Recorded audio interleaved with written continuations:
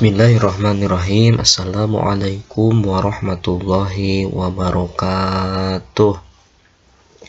Alhamdulillah wa syukrulillah wassalatu wassalamu ala rasulillah Muhammad ibni Abdillah wa ala alihi wa sahbihi wa mawala. Anak-anak, alhamdulillahirabbil alamin. Di pertemuan kali ini, setelah kita melaksanakan penilaian tengah semester, kita kembali lagi dalam materi fikih ya. Kita akan belajar fikih materi wudu, yaitu perbuatan yang membatalkan wudu. Tuh. Kita Bapak doakan mudah-mudahan hasil PTS kalian semuanya memuaskan ya. Nah, yang terpenting dari PTS ini adalah Bapak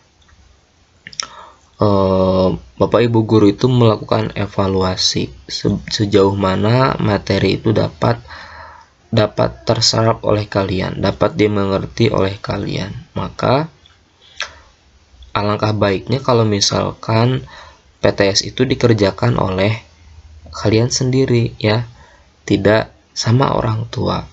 Itu karena percuma kalau misalkan nilainya besar pun kalau hasil orang tua itu nanti dianggapnya materi itu sudah dimengerti saja.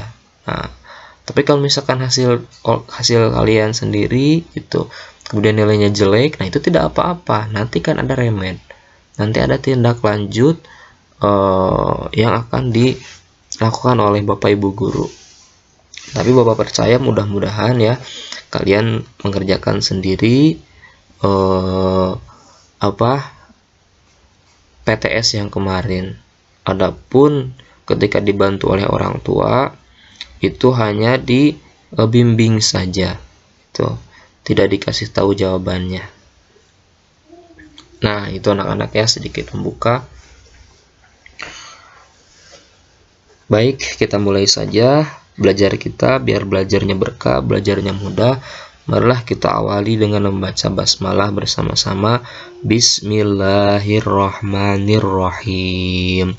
Dilanjut dengan doa mau belajar.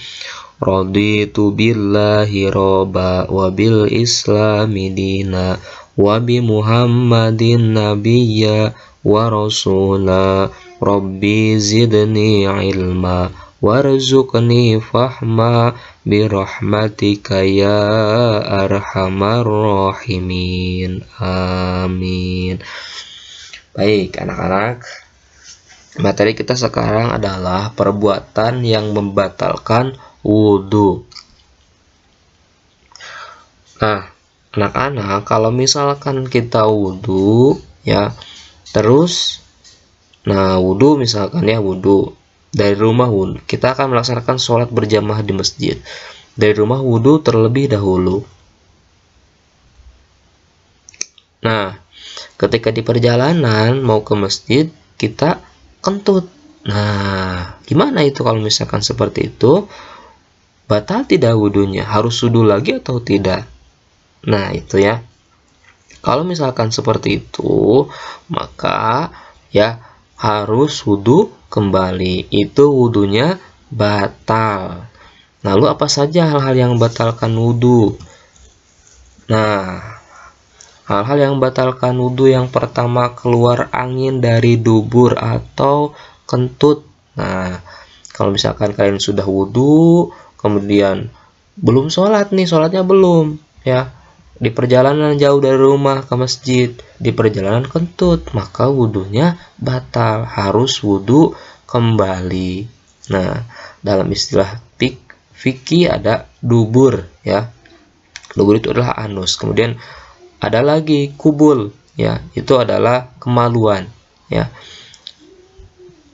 Nah, itu ya. Jadi yang pertama yang membatalkan wudu itu adalah keluar angin dari dubur atau kentut. Maka wudunya batal, harus wudu kembali. Hal yang membatalkan wudhu yang kedua adalah buang air kecil atau besar. Nah, ketika kalian sudah wudhu, kemudian gak kuat pengen pipis, kemudian pipis dulu, nah itu membatalkan wudhu, harus wudhu kembali ya. Atau misalkan keluar sedikit misalkan ya, dari kemaluan itu keluar sedikit, terasa keluar tapi gak banyak, itu juga membatalkan wudhu. Kalau misalkan kejadiannya seperti itu, keluar sedikit, kena celana dalam, maka harus diganti celana dalamnya ya, karena tidak sah kalau misalkan dipakai sholat. Terus buang air besar juga sama, itu membatalkan wudhu, harus wudhu kembali.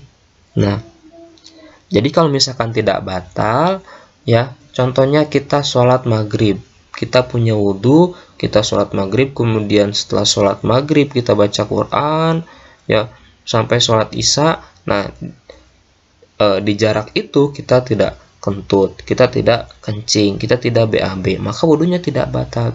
Pas sholat isya tidak perlu wudhu kembali. Nah itu ya. Nah ini kencingnya sembarangan ya, maka tidak boleh kencing di tempat umum. Jadi yang kedua itu, hal yang membatalkan wudhu itu adalah buang air kecil atau besar. Selanjutnya yang ketiga adalah hilang akal karena tidur nyenyak, pingsan, gila, mabuk, dan epilepsi ya. Ada yang menyebutkan kalau misalkan tidurnya sambil duduk, nah ya, misalkan kita lagi zikir ya, posisinya kita sedang duduk, sedang sila ya gitu ya, sedang duduk, sedang zikir. Nah kemudian kita tidak sengaja tidur gitu, tertidur tapi duduk gitu, dalam arti si imbit kita itu tetap nempel ke lantai, ke sejadah, tidak mengangkat. Nah kalau misalkan seperti itu ya, kita tertidur dari sholat maghrib sampai sholat isya, kita tertidur gitu karena lelah, tapi tidak rubah ya, tidak rubah imbitnya, maka itu wudhunya tidak batal. Tapi kalau misalkan tidurnya sambil terentang itu, apalagi sampai tungkurap gitu ya, itu maka wudhunya batal. Kenapa? Karena kalau misalkan tidur itu ya, kalau misalkan kita tidur itu katanya lubang anus terbuka, maka tidak terasa nanti akan kentut gitu ya. Maka kalau misalkan tidur nyenyak, itu harus wudhu kembali.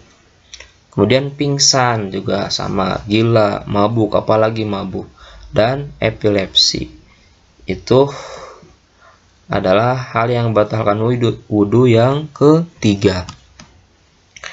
Yang keempat yaitu menyentuh kemaluan tanpa memakai alas. Anak-anak kalau misalkan sudah wudhu, jangan menyentuh kemaluan ya, jangan menyentuh alat vital ya. Kalau gatal ya jangan digaruk gitu ya, biarin saja tanpa memakai alas. Nah itu ya, jangan memakai tanpa memakai alas. Kalau misalkan ada alasnya, atau misalkan tidak dipegang langsung. Nah kalau misalkan tidak dipegang langsung mah tidak apa-apa, tidak membatalkan wudhu. Tapi kalau misalkan dipegang langsung, nah itu ya tanpa memakai alas, maka menyebabkan wudhunya batal. Selanjutnya yang kelima adalah bersentuhan antara laki-laki dan perempuan yang bukan mahram ya. Kalian misalkan di mana, di sekolah, sudah wudhu, nah kemudian